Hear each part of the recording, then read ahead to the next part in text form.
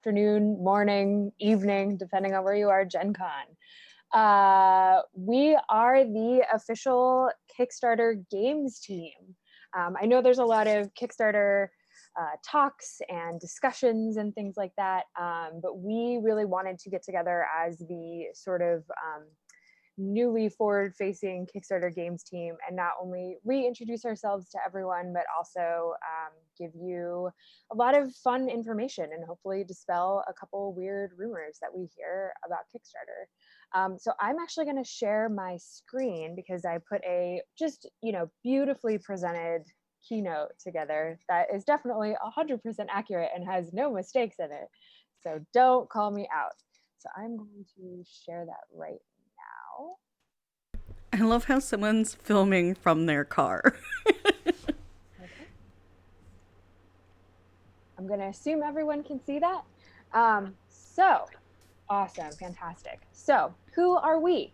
We are Anya, John, and Michael. We are the Kickstarter games team. Actually, I'm going to just escape really quickly just to kind of close that. There we go. Great. Play that again. So we are actually going to start with John. John, if you want to just tell us a little bit about who you are, what your role is. This is a panel I really wanted to see. And what game you're currently playing. Yeah, so I'm John Ritter. I've been working in games for about 6 years now. I'm one of the owners of Layways Games. Also have done some consulting in the past. Games I'm currently playing. I'm working on a game called Untitled, which is a little card game I made through Kickstarter's Make 100 initiative, which was fun. And I'm the senior outreach lead of Tabletop. That's kind of important too. Michael, same question for you. Hi friends, I'm currently based in Berlin. I help the Kickstarter games team for Europe, for the European creators. And thanks to the new age of 2020, mobile office to the full. So sorry for the background. I'm in games, mostly video games, for 15 years plus something. I run a company in Berlin for the games industry, developers, creators, publishers, mostly business to business, but also some B2C stuff. So definitely a lot of history there. At Kickstarter, I'm since 2016, and it's called Outreach Games Europe. I think I got a sort of head or director or whatever thing as well. But as I'm alone in Europe, it's just Outreach. I think it's fine. I'm currently playing, as always and every day and every season, Civilization in the latest edition. A lot of people Awesome. play that. And I'm Anya. I'm the director of games at Kickstarter. I'm the one in charge, I guess, which I don't know if that was a good idea, making me in charge, but that's kind of where we're at. I've been in games 12 years. Similar to Michael, my background is much more in the digital video game space.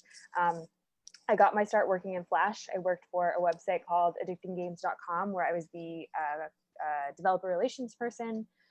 I've worked at Nickelodeon for a number of years. I have some fun, weird horror stories of working at Nickelodeon, which should not be told over a Twitch channel. But if anyone's ever interested, I'm always happy to kind of talk about that. And now I work at Kickstarter, which is great. I've been at Kickstarter a little bit over 4.5 years. Kickstarter is also where I learned that tabletop games were very much a thing. So that's been a really fun sort of experience for me. So I am replaying God of War. I just love it so much.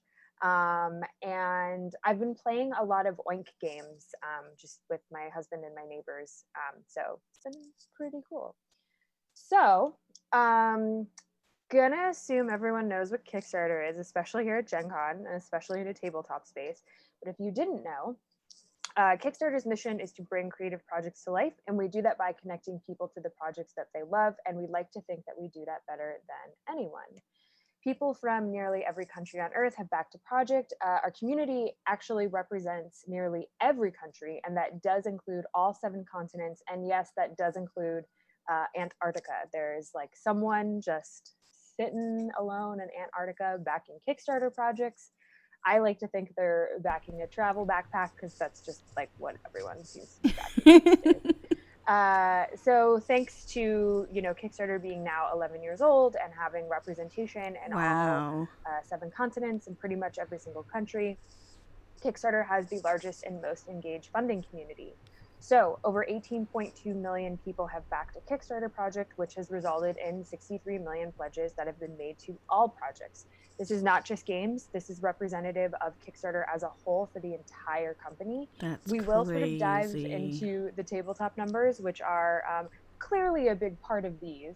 But I did just kind of want to note that of that 18.2 million people that have backed a Kickstarter project, over 6 million people have actually backed more than one project. So like high me. likelihood that people come to Kickstarter, you back one, you're probably going to back another project, which is pretty great. We see this consistently in games, and we obviously see this consistently in tabletop games. So Kickstarter backers have already pledged $5.1 billion US dollars, obviously, just because this is a American-based conference, to all projects, which has helped fund over 185,000 creative projects. That's crazy. Again, there's a significant amount of this that is that is attributed to games, specifically tabletop games. And I'm going to throw a stat out here, which I'll explain why I think is really interesting. The success rate for Kickstarter as a whole, so that's representative of every single category: music, theater, art, dance, film, design and technology, games, everything. The success rate on Kickstarter is roughly 37.8%. It's hovering around that amount. So keep that in the back of your mind, because when we kind of dive into the games category stats and subsequently the tabletop games category stats, it makes things really, really illuminating. So speaking of the games category stats, let's kind of dive into that a little bit more, right? So $5.1 billion pledged to Kickstarter as a whole. Of that 5.1, 1.3 billion has been pledged to the games category. For this context, the games category does actually mean all games. So video games, tabletop games, right? Card games, LARPs, minis, anything like that. So 1.3 billion has been attributed to the games category specifically. Just to note, 1.2 billion of that has actually been successfully raised. So it's a pretty impressive stat. That's resulted in over 22,000 projects, that's successfully funded projects. And we have about 3.9 million backers in the games category. I'm one of them. Now, as I previously said, 37.8% success rate. Oh, we're having loading problems.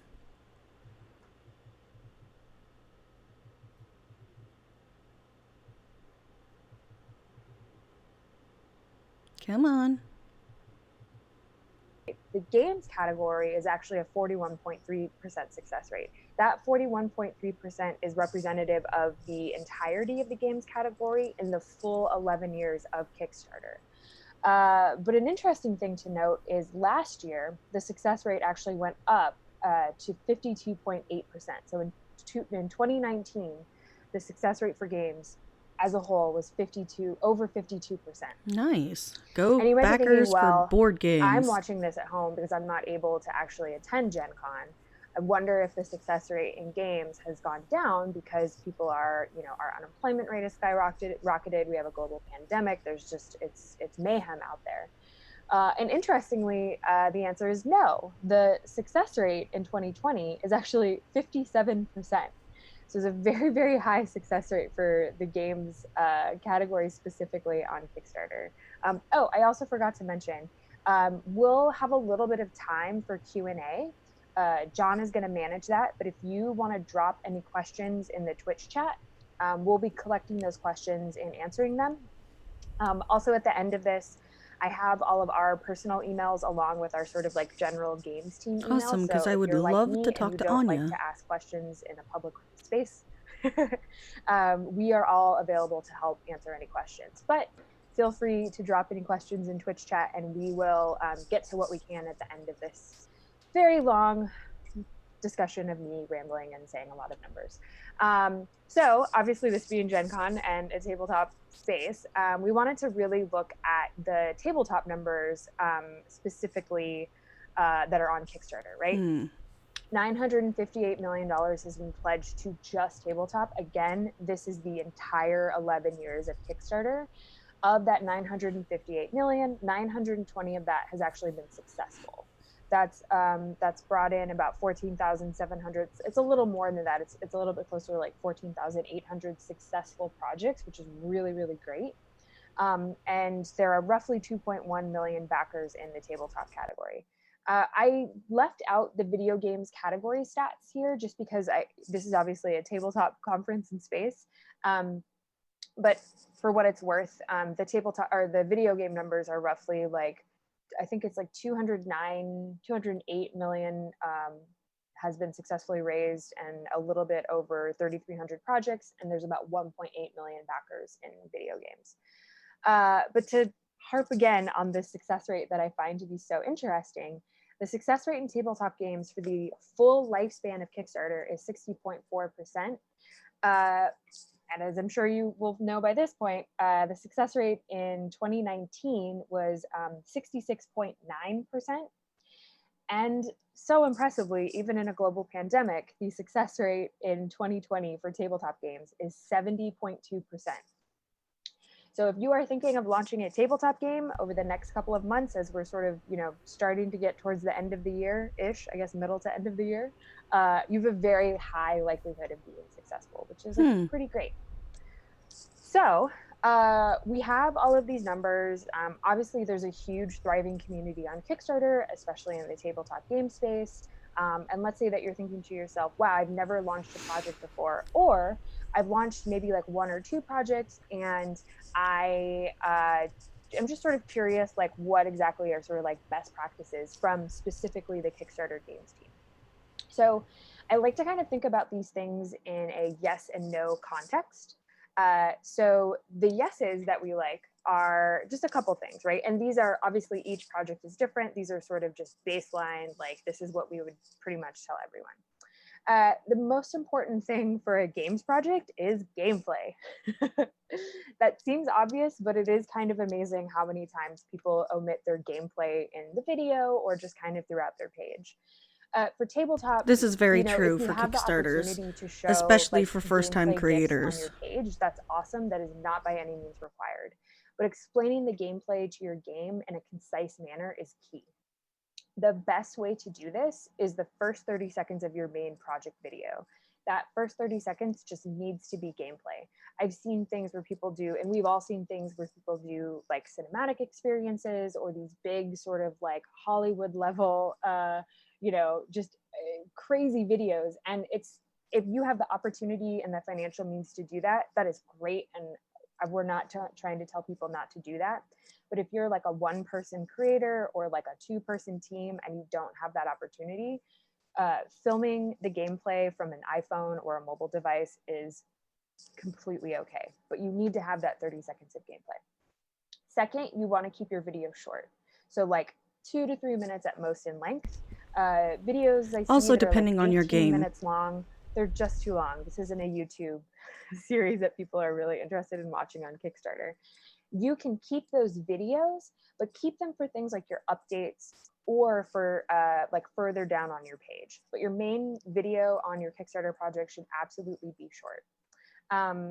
Third thing is community building. Community building is really, at the end of the day, sort of the heart and soul of what makes a Kickstarter project And successful. Kickstarter will not do this for you. You need to go and do this on Facebook, Twitter, the whole gang. There's a lot of Google Analytics that gives you a ton of information that you're able to kind of work with. But what we see roughly is, especially for first-time creators, about 30% of your pledges will come in through Kickstarter. That does include any sort of features, promotions, projects we love, badges, things like that. That is included in that 30%. 30 to like 34%. I like to say 30 just to be a little bit mindful and a little bit conservative about the numbers, because I success is obviously key here. So that means that about 65 to 70% of your pledges need to come in through a community that you're able to build. So that's through things like a mailing list, social media, your friends and your family, if you're on Board Game Geek, going to conferences like this, jumping in, the Gen Con Discord, talking about your game, getting people excited about your game, building that community. I do want to shout out 2 people who are wonderful community building folks in the tabletop game space. One is Maya Coleman. They were the community manager for Trogdor Board Game, Secret Hitler. They are an incredible community manager. And the other is Courtney Terry, who, again, absolutely fantastic community. I wish she had this information up on screen right now. I would encourage you to at least start a conversation with them, either one of them. I cannot recommend them enough as fantastic community building managers in the tabletop game space. 4th thing is your main project image. We tend to see things like people put their personal photo or, you know, like a funny image of some kind. And really that main project image should be showcasing what the actual game is, right? So if that's like, here's every single card that I have for my card game kind of fanned out, here's the box art, here's, you know, here's all the minis, whatever it is that your game is, showcase that in the main project image. Also, avoid putting any badges on your main project image. I'll get to why we don't like that a little bit later, but please avoid any badges. What I mean by that is now live on Kickstarter, which I'm like, of course it's live on Kickstarter, you're on Kickstarter, or like funded in 2 hours or something like that. Let's see, 1, 2, 3, 4, 5. The 5th point here is be honest. This obviously goes for tabletop games too, but it's very, very common in the video game space to have delays, development delays. At this point, it's like a little even bit more of a so right now because of COVID. But it also happens, especially now, given our sort of like, you know, COVID-related new reality, delays happen. Printing, manufacturing, shipping, it's okay, right? Delays, they happen. It's not a big deal. But being honest about what's going on and communicating what's happening to your backers is so much better than having like no information. Communication is key for any project on Kickstarter, point final. If you don't have a clear stated view of things, people will get annoyed. And the reality is 30 to 35 days, we've done a lot of testing on this. That's sort of the perfect time frame to run a project. So anything less than 30 is unless not you're enough. a well-known Anything developer over 35 is or you've done enough social media. Yeses, let's quickly look at the no's. Not having a video. Guess what? It's not an option. You need to have a video. Number 2, never posting an update. So an interesting thing here is each category on Kickstarter is a little bit different in terms of what the community needs are. So music, for example, you can post an update roughly like once a week, right? The music community is like, yeah, you're probably doing fine. It's no big deal. The games community, just because this is just who we are as like games people, we're a little bit more dialed in. You need to post an update every other day. Super important. Having a bad launch day. That seems a little excessive. Necessarily the length. I would say minimum once a week. The actual day that you launch. So launching on a Friday, a Saturday, or a Sunday, it's not a good time to launch. And this is my perspective as a backer, not as someone on the team for this. Sort of major U.S. holiday. So specifically, that's, you know, Hanukkah, Christmas, Thanksgiving, Easter, President's Day, Memorial Day, things like that. Any sort of day where people are most likely not working. I understand why people think those are times to, like, good times to launch projects, but the reality is most people are actually like looking at Kickstarter during the week. So question might be, well, then what is a good launch day? Weirdly enough, we found that Tuesdays and Wednesdays tend to be the best day for launches. So stretch goals. Oh boy, I am probably going to get a lot of hate for this, and that's totally okay. Do not launch your project with any visible stretch goals. The reason we say this is the core of your project should be about that initial funding goal. Stretch goals, while sometimes they're great, and there are some fantastic ideas for stretch goals and stretch goals that can really enhance a project, stretch goals really should be nothing more than enhancements that you can actually make to the game. But reliance on stretch goals to fund your project is a very, very, very dangerous place that you can find yourself in. So once you've met that initial funding goal, go ahead and feel free to like launch as many stretch goals as you want. See, for me, totally having some kind of stretch goal press reliance. Starting press reliance also is very interesting. Any sort of like streamer, it'll pull me to a project, YouTuber, especially if it's like miniature based. If you can get press, if you can get don't do Kickstarter exclusive stuff though. That is such a problem right now in the space. Third-party person to talk about your game in some capacity, that's fantastic. But the reality is those spaces rarely bring in actual pledges to a Kickstarter campaign. So instead of relying on press, build a community to bring people sort of into the project of having that sort of like organic grassroots approach.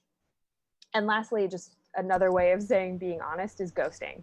Don't ghost your backers. Don't ghost anyone that's associated with the project. Be honest, be open. Even if you have bad news is so much better than no. So for the press stuff, I suggest influencers versus actual like physical press people. I think John and Michael can agree because with me they that already have a community following them, and if they see it, the games team, they'll how do I add get into featured it. on Kickstarter? How do I get that Projects We Love badge? How do I get in your newsletters? How do I get on your social media? And there's a couple things here. There's a lot of weird rumors about how featuring works on Kickstarter. I've heard that there's an algorithm. I've heard that we have issues with loading again. There's metrics. I've heard that people are forced to pay for features, and none of those things are true. We do not ask people to pay us to be featured on Kickstarter. That's ethically incorrect. That's morally incorrect. That's disgusting, and we do not want to participate in that type of well, that's good to hear. Relationship. You don't pay to be featured on Kickstarter, at least by Kickstarter. There is no algorithm. There's no algorithm that just like pulls projects and is like, yeah, this one seems cool, I'll just like it. Nor is it a metrics-based sort of system, right? Where if you reach X amount of money, or you reach X amount of backers, or you're X amount funded, automatically you get a Projects We Love badge. Is not the case at all, nor is that the case that there's an algorithm that pulls things to get features in newsletters. Everything is hand curated. We are Which very means there's someone in the back how end we feature projects on picking Kickstarter, projects. and we take it very seriously. The projects that we feature reflect the brand, and it also reflects the three of us as the Kickstarter games team. We're essentially putting our name on anything that we like. So the things that we look for, again, are very strong project images to showcase what the game is. What does the game look like? What exactly is it that people are going to be backing? Gameplay GIFs. So the only reason I say gameplay GIFs is that it's a little bit easier for us to use those to do any sort of featuring, sometimes in like newsletters, sometimes through our social media networks, things like that. Talking to us early and often. This is honestly the biggest one that I think people forget about. John, Michael, and I are here to advocate for you as creators. Our job is to not only provide you with feedback and give you information and like kind of guide you through this process of launching a Kickstarter project, but we're also here to advocate for you as creators to Kickstarter as a whole. So we want you to tell us your story so we can then tell your story to Kickstarter and get people at Kickstarter excited. So we get the question a lot of when should I talk to you all, at what point of the process?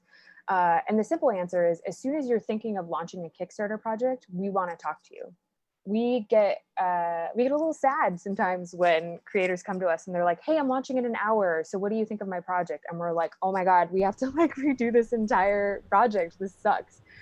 So talking to us early and often so we can like guide you through that process versus scrambling at the last minute is just a much more enjoyable experience for all of us. But do they have enough time as 3 people to deal with all this stuff, or do they have a team behind them? That's a question I would ask. For a newsletter that is just for the games community, and we hand curate every other week what projects actually go in that newsletter. So talking to us early, talking to us often, we're able to provide a lot of feedback to Kickstarter, and we're able to advocate again for you as creators. And the reason we do not like those badges on those project images is it completely distracts from what the actual game is. I understand wanting to have those accolades. I understand wanting to have those milestones, but those should really be reserved for the actually down in the project page. Make sure that your main project image is about the project. So we have all of this information. I've given you a ton. So we are actually going to look at a couple projects, and we're going to kind of talk through what has made them successful.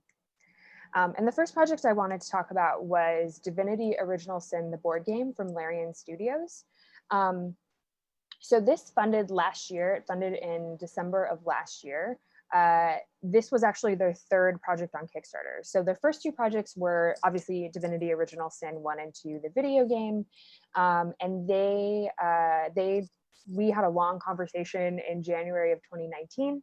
And they said, hey, we're thinking of maybe doing a board game version. And I was like, that would be amazing. Kickstarter would be perfect for you all, obviously. And they hadn't launched a project since like 2015, right?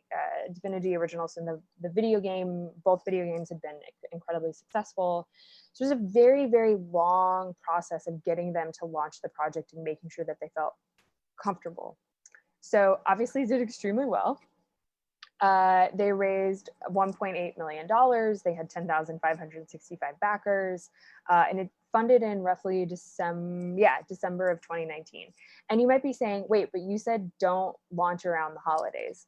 This was sort of a special case. Part of the reason this was part of a special case is, one, they'd already built a huge community launching the 2 video games. And I was so curious to kind of see what that like relationship was going to be from the video games audience potentially migrating to a tabletop space. And like, I think at the end of the day, this sort of showcases that like games are games, analog versus digital. If it's a good game, it's a good game, and people are going to come and they're going to be excited to back it.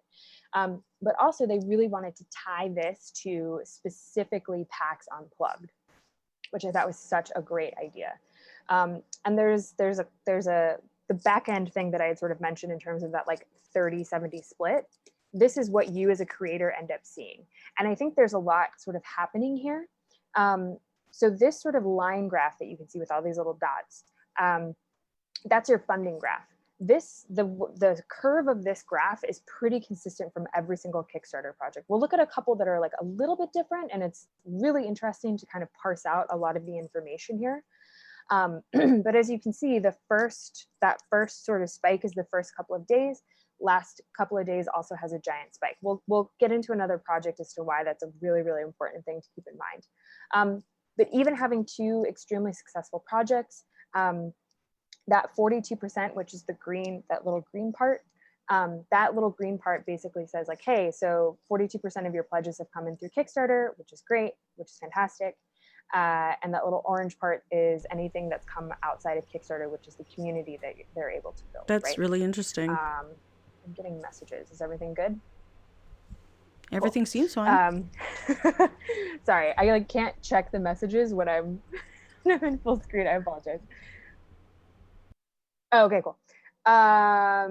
So one of the things I wanted to kind of note here is you might be saying, wait, but you said 30 to like 34% of your pledges come in through Kickstarter. The reason this is a little bit higher and the reason this is at roughly 42% is because they had already built a community that exists on Kickstarter, right?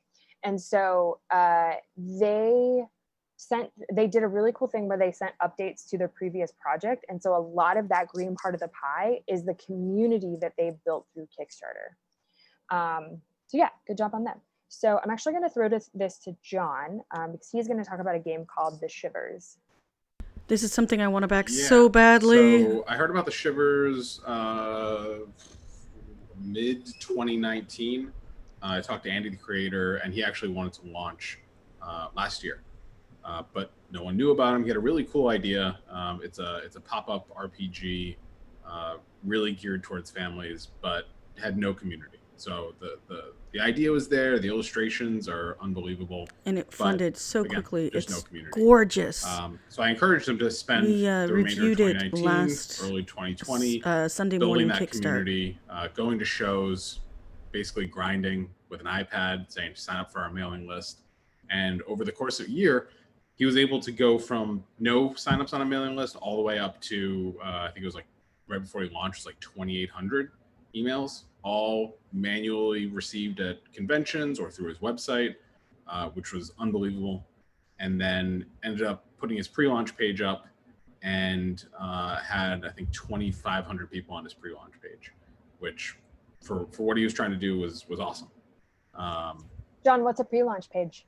So a pre-launch page, it's a good segue.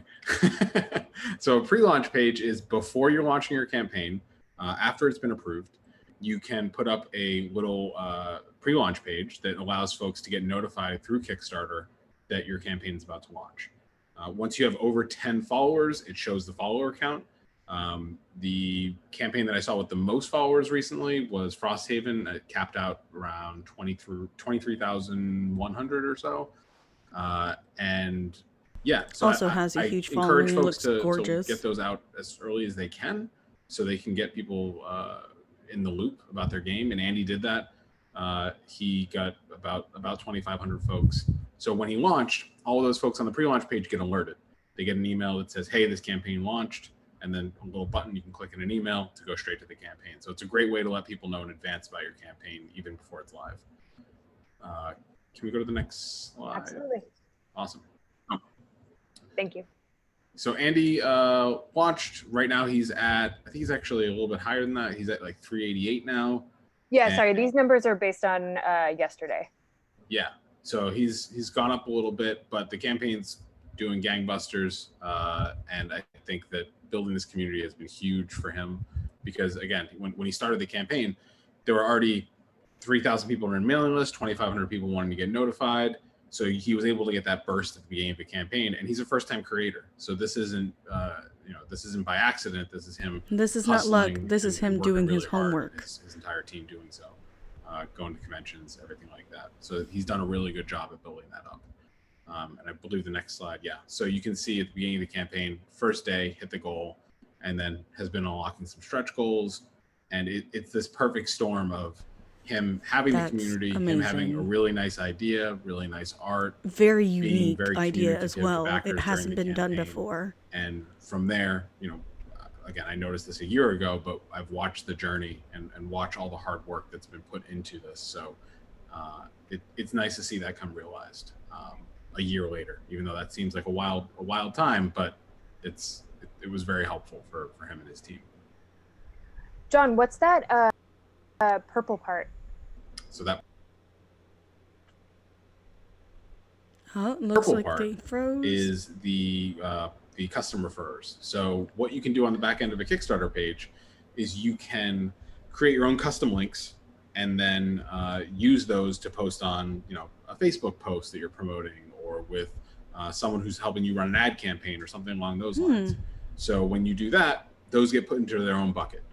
So Andy's running some ads for this campaign, so he can actually go in and see how each ad is performing, how much money he's getting from each ad. And you can also tap into Google Analytics and see who's coming and what kind of clicks you're getting on those ads as well.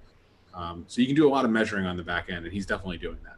So making Google sure Analytics that is something not only you're putting your idea out there, but you're doing that back end work through the Kickstarter dashboard to make sure that things are, it's kind of like checking your engine in a car, making sure everything's running as it should, and you're knowing why it's running well. You're not just getting a big boost of funding and you're going, that's awesome, I have no idea where that came from.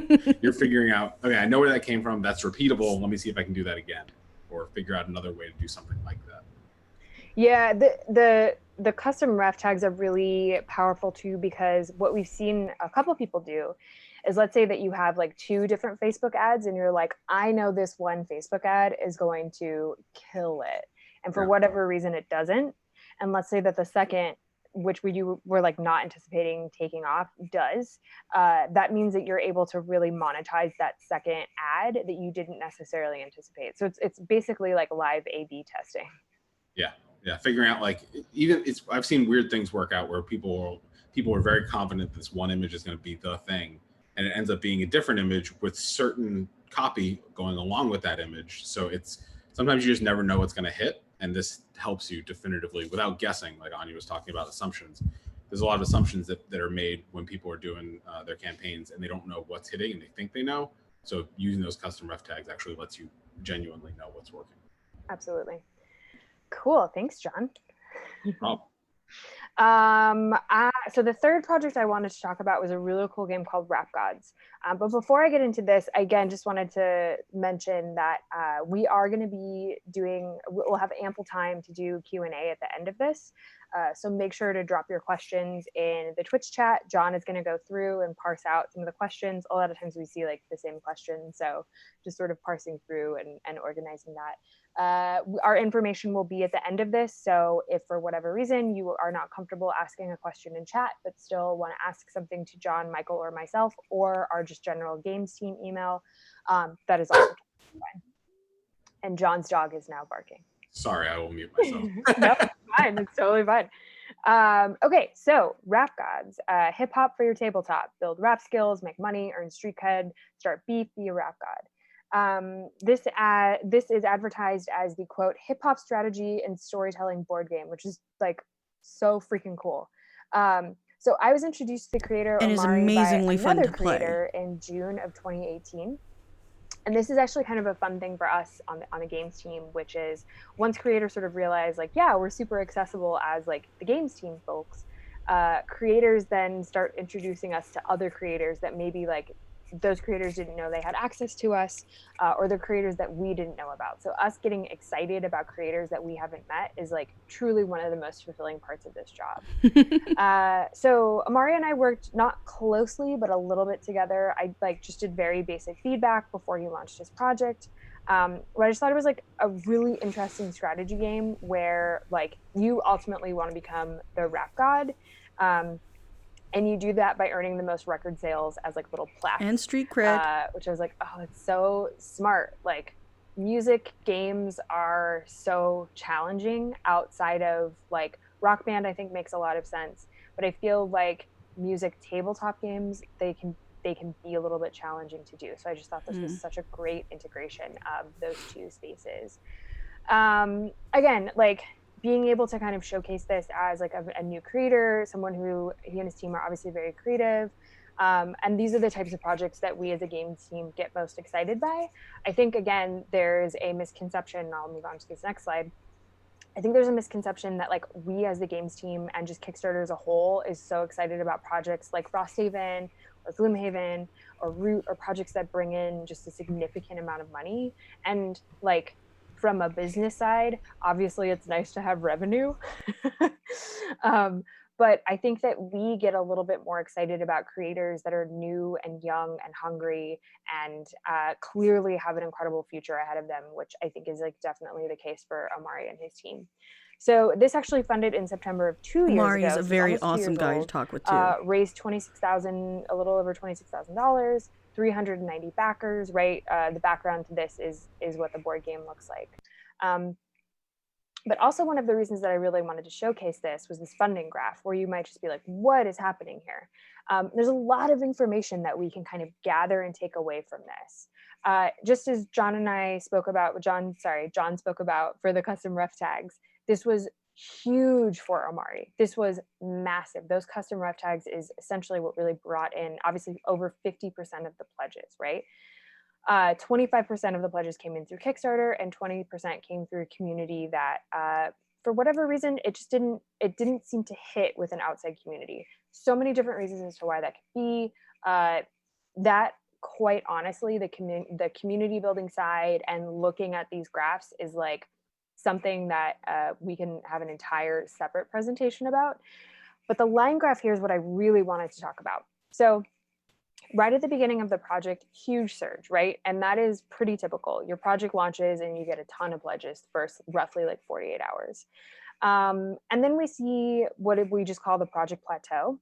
And that kind of goes into the last couple of days of the project. And there's two things that I want to mention here, three things really that I want to mention here. I've heard this rumor for the entire time that I've been at Kickstarter, that if you don't fund within the first 24 to 48 hours, your project won't fund. And it's mostly what a lot of creators are saying. Hear, because if that was the case, we would tell you to run a project for 2 days, right? Like we say 30 to 35 days for a reason. I've also heard, if you don't fund within the first 48 hours, Kickstarter won't feature you. And that is very much not the case. There's two things to kind of note here. And then I've also heard that you should just cancel your project if you don't fund within a specific time frame, right? And roughly what I've heard is that's like 48 hours or something like that. And all of that is false. So we want people to go through the entire 30 to 35 days lifespan of your project, because this graph really represents what can happen the last 2 days of your project. So the first 2 days and the last 2 days tend to mirror each other. It's very, very common. We didn't see that with the Shivers because the project hasn't ended yet, but I have no doubt that going into the last, and John, correct me if I'm wrong, they're in their last 9 days or 3 days? Last 7 days. They're ending next Friday. So Great. Yeah. Ooh, I can back it. So we'll be able to kind of see like that huge kind of spike towards the end of their project. But one of the reasons that the first 2 days and the last 2 days tend to mirror themselves is first 2 days, super exciting. Your project launches, you send your emails, you put your tweets out, you put your Facebook posts, you let your community know like, hey, my thing is live. People are like, great, I'm going to back it on the first day. Every project goes through this project plateau. This is extremely common. You will see it on every single graph. You're not going to see, for the most part, any graphs that have giant spikes or anything like that. Typically, if there's a huge spike in the middle and then a huge, like an uptick and then a downtick, that's probably like a glitch of some kind. It's typically not user behavior. Or Kickstarter goes down. We've heard about this from a couple of backers and people who have funded on Kickstarter. There's a little button under the pledge button on Kickstarter that says remind me. And when you click that button as a backer, what you're basically saying is, I'm not ready to pledge to this project yet for whatever reasons, if it's a financial means, if you just haven't decided yet, whatever. Mostly financial. So once you click that button, Kickstarter, we will then send you an email the last 48 hours of a project. And basically what we say is, hey, this project is still live. It has 48 hours. If you don't back it, it either doesn't fund or you don't get to the thing that the creator is making. So those last 2 days are crucial. That is the biggest reason we tell people not to cancel their project, because as you can see here, you never know what's going to happen in the lifespan of a project. It's kind of a wild thing to see. So I want to have Michael say a couple things here. One, I would love for Michael to not only sort of talk about the European perspective, but I know there's one concrete project, and Michael has a fun little surprise at the end of his little segment here. Oh, I want to back this so badly. Yeah, cool. So thanks, Anya. Counterfeit Kingdoms is one of my favorite campaigns actually on Kickstarter. And it's Canadian. Not necessarily because of the campaign itself. It's more about the people behind it and how they got together. Oh. And also how they helped me back in the days when Luke, the Grandmaster of Tabletop at Kickstarter, just threw me in the cold pond and the red water of Spiel in Essen. I don't know if you're aware of that show, where it's like, me as a video game guy, okay, I know Gamescom, right? But Spiel in Essen is they're a whole different thing beast. In itself. And I was completely lost. And then we had suddenly a good connection to the Greek creator community. So Iraklis helped us set up the booth. And through that connection, I got to know the people behind Vesuvius Media, who run regular campaigns around like 100K maximum at Lurk. Many small campaigns rather than one big one. And Counterfeit Kingdoms was by far their biggest. And we go to the stats. Yep. We see, wow, okay, 500,000, that's amazing. And 5,000 backers. So it's for them, they were very, very, very excited. And it's a year-long relationship we built. Remember, 2016, today we have 2020, so 4.5 years continuously staying in touch, working together, sharing ideas on the Kickstarter universe. And if we go to the next. And the designer, that's even more exciting of this game, is a dad from Berlin who works as a technical engineer for a mobile game studio. A bigger one, you might know the name. And he has a hobby. He bought himself a 3D printer and just tried out, building catapults and castles with his hobby 3D printer and designed gameplay mechanics. And this is at a video game event, actually, in Berlin. This picture was taken 2.5 years ago. And it was so loved by the community that even the sanitary I don't know the English term, but the people, taking care of if you sort of faint at an event, they help you and save you. And they were like, hey, Michael, can I please play this game? Don't set it down yet. We want to spend our last 2 hours. So the first responders really wanted to play the game. Then we just knew something is happening. And Vesuvius was just sitting next door. So this single designer dad, met Vesuvius at this event And they then decided, hey, let's work together on this and make it happen. So that that's was such a sweet really story. emotional connection. And he wrote to me a big thank you hug just last week when they ended the campaign. So that was a lot of fun. And you see here the typical graph. So no surprises when you listen to what Anya and John said before. Spark in the beginning, Rise in the end. But you also see what I mentioned before, that these people are on Kickstarter for a long time. That's why the green part of the cake is so big. They have an active Kickstarter community, recurring backers. They're also backing a lot of other projects, which I think is also unique to our community, where people help each other out and support the campaigns of their friends. So that's why the green part is so big. And what I also said, they regularly run campaigns. So they're really into the purple game, sort of. They do their custom referrals. They have their pipelines. They have their rules book, sort of, on what they do. So they're very, very experienced in using the paid marketing and the custom referrals. And hence, you also see here experience pays out. And then, surprise.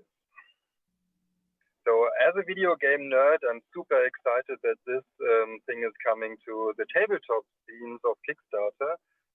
Frostpunk is a video game made by Polish publishers 11-bit. And they are a boutique publisher doing very quirky, very unique games. But as a video game company, they never went onto Kickstarter. But they had this War of Mine, you might have heard of that game before, running on Kickstarter, and now coming with our launch, virtual drum rolls, in Poland, Greece, and Slovenia in September. Frostpunk will be one of the very first campaigns to originally launch their Kickstarter campaign from with the Polish bank account, with the Polish entity. So very Europe, cool. This will be amazing. Scan the QR code to get to the pre-campaign page and get notified on launch. Awesome.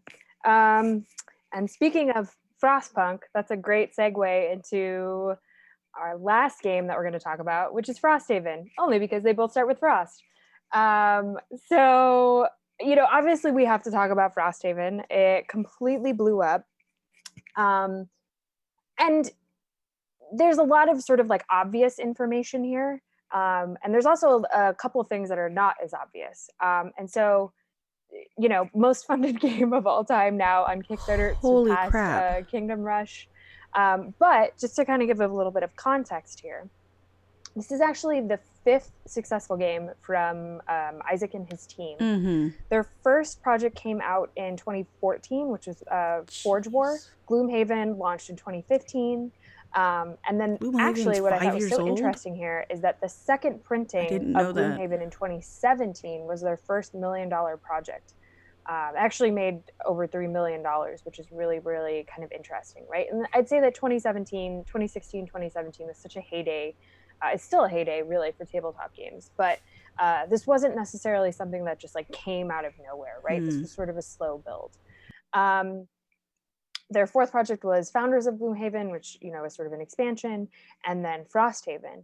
Frosthaven was, obviously a very highly anticipated game. It did exceptionally well. It eclipsed Kingdom Death as the most funded games project in the history of Kickstarter. But most interestingly, we keep hearing, I can't launch my project over a pandemic. And that's exactly what Frosthaven did. And they ended up becoming the most funded game on Kickstarter. Granted, there's several caveats that are sort of associated with this, over 83,000 backers. It's also a very special case. A ton case of work sort of leading up to the actual launch of the project. But there's still a huge community of people that wanted to see this thing come to life, which is really, really exciting. And even their funding graph, right? Like they funded in like minutes, it sort of felt like. And that 49%, again, looking at that 30-70 split that we initially talked about, this is because of the community that they built on Kickstarter. So another fun thing that we've learned is that the more that you launch projects on Kickstarter, the more likely it is that you'll be successful, and the quicker it is that you end up funding, because you've sort of built that community and that trust within the community. Makes sense. But their graph, again, first couple of days, thank you. First couple of days, huge amount of traffic. Last couple of days, huge amount of traffic, right? This just sort of like continuously, regardless of a $26,000 project, or sorry, $26,000 project, or a $12.9 million project, a $500,000 project, doesn't really matter. The graph is pretty consistent here. So please don't cancel your project halfway through your campaign, because you never know what's going to happen. And so just to kind of wrap this up before we get to questions, and again, John is going to be managing the questions, so please make sure that you drop those in chat. John, how many questions do we have so far? We have 8 right now. Fantastic. I wanted to address this thing that we hear all the time, which is, but what if I fail? And I just don't believe in this question, and I'll explain why. I don't believe that there is, I don't believe that anybody fails on Kickstarter. I think there are obviously projects that don't fund, but that doesn't necessarily mean that the project is a failure, right? So number one, but does that look good to backers, right? You can always come back. It's not like a scarlet letter or a mark or anything on you, where you're just like, oh my gosh, I didn't fund my first time, no one's going to back my project again. That's not the case. It's totally fine. People are very, very supportive on, for the most part, people are very, very supportive on Kickstarter. But I've also seen things where that project that didn't fund the first time around ended up being much more of a blessing in disguise for a handful of different reasons.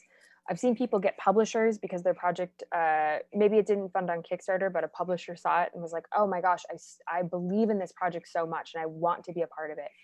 I've seen people reassess their project and just truly make the game better because of the feedback that they've gotten from the community from launching their Kickstarter project.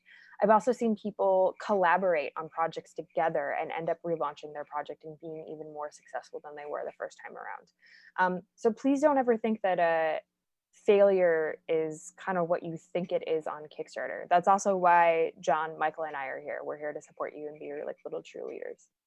So if there's anything that we can leave you with before we have our information up at the end of this, don't forget these things when you're thinking of launching a Kickstarter project. 1, build a community. 2, show your gameplay. 3, keep your video short. 4, you don't need to fund on day 1. And 5, talk to us. So I'll leave this up for probably about 5 minutes while we kind of jump into questions. But these awesome. are so you can reach these guys at their emails. You can also email games@kickstarter.com, which will come to the games team. It doesn't really matter. We're cool, like totally cool either way as to who you want to email. It's whoever you're comfortable with. John, again, is the senior tabletop dude. Michael is our European guy, and I am the director of games here. But we are your games team. We're here to help you and support you as best as we can. So it doesn't really matter to us. So, John, let's get into questions. Yeah. And forgive me if my dog barks again, but it's fine. I'm having the same issue. First one. Okay, so we touched on Chanel wants to get involved. Highlighted, so that's awesome. That was the first question. Okay. We talked about bad days to launch. Are there better end days than others? Yes. Weirdly, we have seen that the best day to end is actually a Thursday. We don't really know why that is. We get the question a lot of like, well, what about ending on a holiday or ending on a Friday? Fridays don't seem to be that great. They're not terrible, but Thursday is actually the best day to end your project. Thursday, it's because it's a payday. At least in most jobs I've seen, it's a Thursday is a payday. Obviously, right there. There we go. If a project really takes off, what advice would you give creators to help avoid becoming a victim of their own success? Good question. One, I would say surround yourself with people who are realistic. You don't want to surround yourself with like yes people. I also think one of the tools that we didn't talk about here, Michael actually did talk about this a little bit, but just to kind of reiterate what he said, there's like a handful of different communities that exist on Kickstarter, right? You have your backer community, you have the actual Kickstarter community as in like staff at Kickstarter, but you also have your creator community. The creator community is an extremely powerful community. right? It really is. Anybody who is going to be a bad actor in the games community will immediately be either openly blacklisted or like we will find out about it, right? But the creator community is also a community of people who like they want you to succeed. If a creator is successful on Kickstarter, it means other creators will be successful on Kickstarter. So reaching out to the creator community, if it's, you know, I was a huge fan of this game, or I want to mentor this person, whatever it is, right? However that relationship, you know, however you all want to kind of like manage that relationship, totally fine. But reaching out to the creator community of people who also have successful Kickstarters, they are going to keep you honest, and they're going to keep your sort of like head on straight a little bit. I'm going to actually get out of this screen share so you can see our fun little faces. All right, so next, can you explain a bit more on funding through Kickstarter versus others?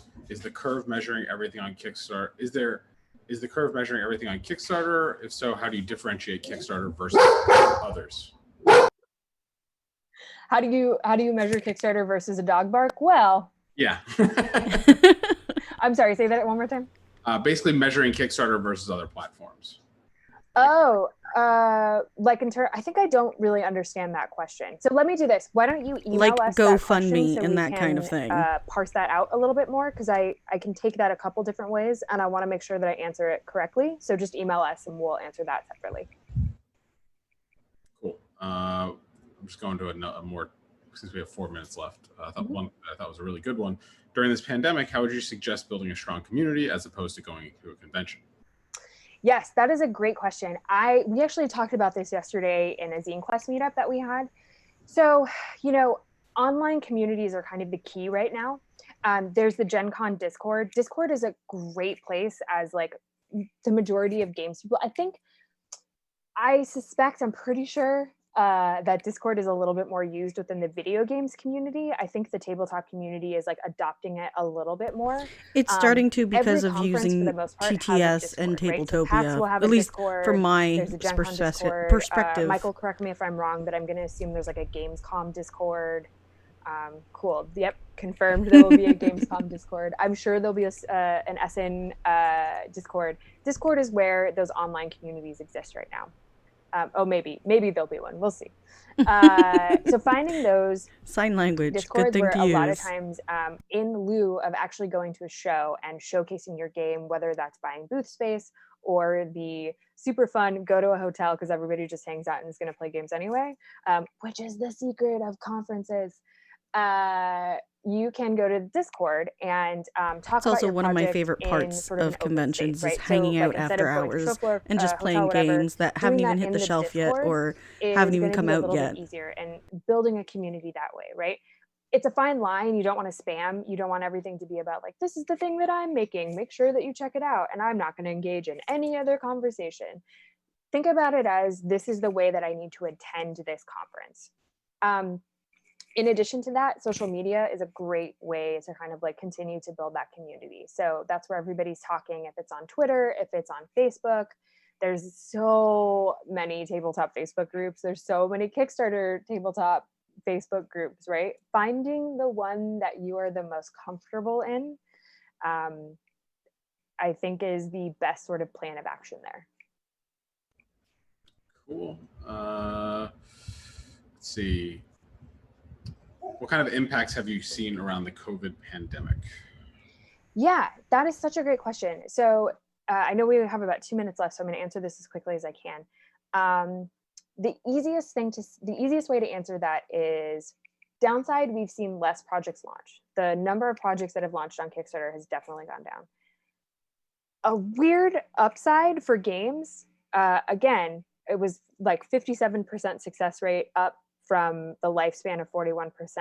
Tabletop games is at 70%. It's getting bigger every single day. We've also had, I think our March, April, May, and June have been our best months on record. So while the number of projects that are launching is a little bit down, we've actually seen a huge increase of success on Kickstarter. And I think that's just because people are at home. Very true. Cool. Someone asked, Shivers took a year to build their mailing list. Yes, so that's an easy one. What is the best way to start the process of building a community? What is the kind of community you should have going into a Kickstarter in terms of size and other metrics? Biggest as possible. Get that community as big as you possibly can. Easiest thing to do, take what your funding goal is, divide it by what the base game is. So 50,000, for example, divide that by 20, double what that is. That'll be 2,500, double that to 5,000 people. That's going to be the best course of action. Cool. 1 minute. Scariest part about launching a Kickstarter is international shipping with VAT and other hidden charges. Any advice on dealing with that? Yes, you should email John at ritter@kickstarter.com because we need to end this presentation. That is true. Done. Awesome. Cool. Thank you so much, everyone, for coming and listening to me ramble. It was very informative. Appreciate it. Again, you can get in touch with us, ritter@kickstarter.com, MLIEBE@kickstarter.com, Anya@kickstarter.com, or just games@kickstarter.com, because I just realized all of our names are a little bit unique. But thank you all again for attending, and enjoy the rest of Gen Con. Thank you. Bye-bye. Ciao.